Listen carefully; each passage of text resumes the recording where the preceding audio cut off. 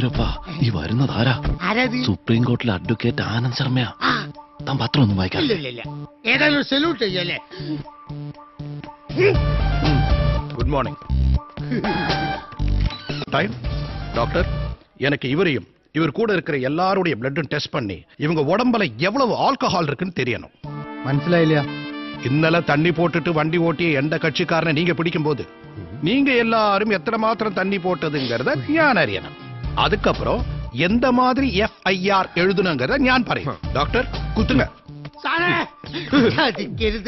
ഇന്നലെ ചെക്കിങ്ങിന് ഇറങ്ങിയപ്പോ മാഹിന്ന് ദർശനം കഴിഞ്ഞു വരുന്ന ഒരു കൂട്ടം ചെറുപ്പക്കാർ ഉദിച്ച വക കിട്ടിയ പുള്ള് പോട്ട് കാലിയാക്കുമ്പോ ഞാൻ പറഞ്ഞതാ വേണ്ട വേണ്ടെന്ന്.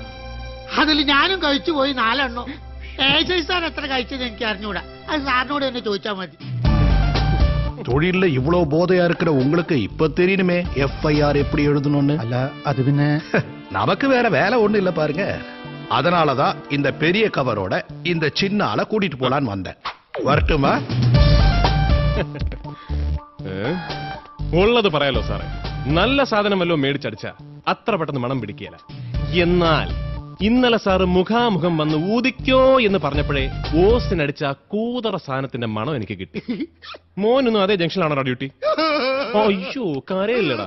അപ്പൊ എല്ലാം പറഞ്ഞ പോലെ